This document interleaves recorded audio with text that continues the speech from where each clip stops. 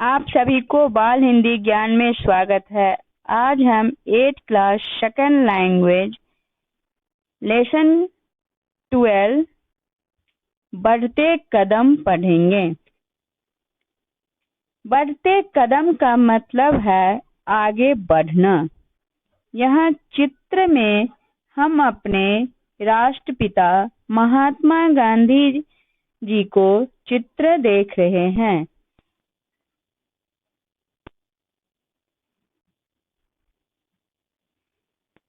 20 सितंबर 2012 गुरुवार।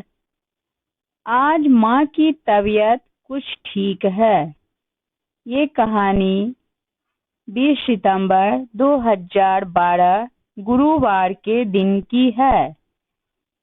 आज माँ की तबीयत यानी माँ की जो तबीयत खराब थी सो कुछ आज बेहतर लग रही है।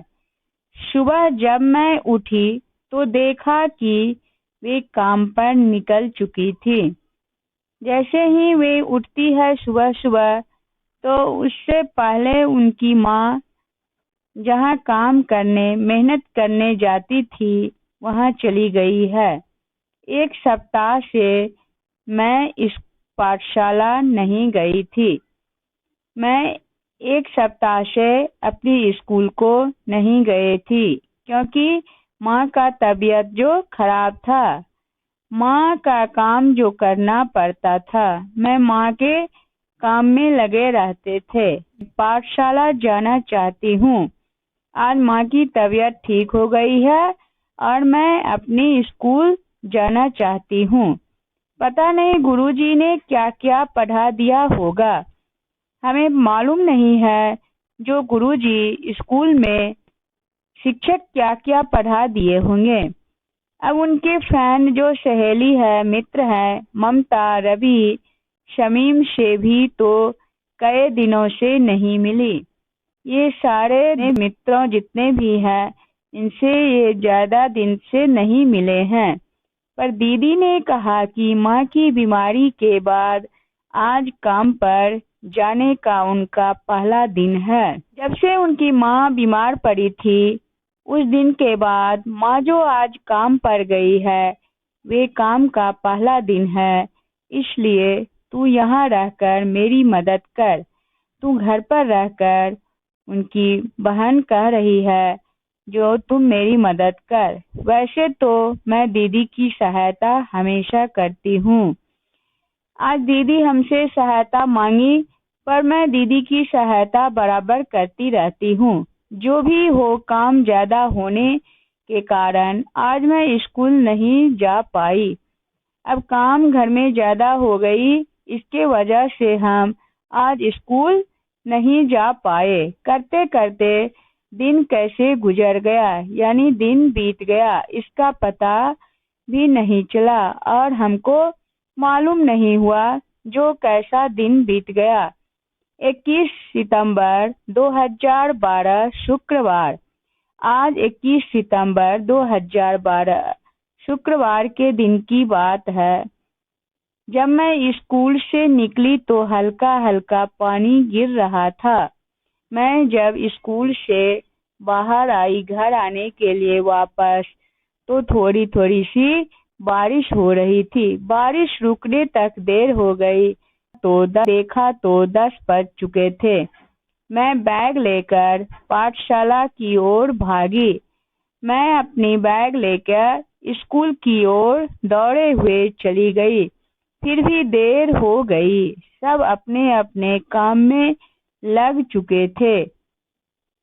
स्कूल जाने में हमको काफी देर हो चुकी थी और सब लोग अपने अपने काम में लग गए थे। लोमड़ी की कहानी लिखनी थी। मुझे तो कुछ समझ में नहीं आ रहा था कि क्या करना है। स्कूल में लोमड़ी की कहानी लिखने के लिए अध्यापिका जी जो दी थी सो उसे हमें समझ में नहीं आ रही थी कि मैं क्या लिखूं। पहले डर के मारे तो मैं किसी से पूछा नहीं। फिर थोड़ी देर बाद पूछा तो अध्यापिका जी ने मेरी ओर देखते हुए पूछा, मैं थोड़ी देर रुकने के बाद फिर अपने शिक्षक से, अध्यापिका जी से पूछते हैं और वे मेरी तरफ देखते हुए कहते हैं, शमीना, कल तुम क्यों नहीं आई? यानी कल तुम क्यों नहीं स्कूल को आई थी? तो मैंने उन्हें पाठशाला न आने का कारण बताया। मैं उन्हें पाठशाला नहीं आने का कारण, जो वजह मेरी माँ की तबीयत खराब थी, वे मैं बताए। तब उन्होंने मुझे हर दिन पाठशाला आने के लिए समझाया और अध्यापिका जी मुझे ये बताए, जो तुम पाठशाला हर दिन आओ। फिर कहानी पढ़ने को कहा। फिर बोले, जो कहानी पढ़ो। मैं पढ़ने लगी। मजेदार लगी कहानी, हमें बहुत ही अच्छी लगी। पढ़ रही थी कि श्याम और शायना ने तो अपनी कहानी उत्तर पुस्तिका में लिख भी ली थी। मैं कहानी पढ़ ही रही थी तो मेरे दोस्त, जो श्याम और शायना सहेली थी, वे उत्तर पुस्तिका में कहानी लिख ली। वे अध्यापिका जी को दिखाने लगे। रवि और इरफान ने एक दूसरे के बाल खींच रहे थे। दोनों दोस्तों एक दूसरे से बाल खींचकर परेशान कर रहे थे। अध्यापिका जी ने उन्हें डांटा। उसके बाद अध्यापिका जी उन दोनों को डांटते हैं। इतने में 10 मिनट की छुट्टी हो गई। मैंने शमीम और ममता से खूब सारी बातें की। मैं अपनी दोनों दोस्तों से, सहेलियों से खूब बातें की। शाम खूब खेला। शाम को मैं खूब खेले। दिन कैसे बीत गया यह भी पता नहीं चला। आज का दिन मेरा कैसा बीत गया मुझे मालूम भी नहीं हुआ।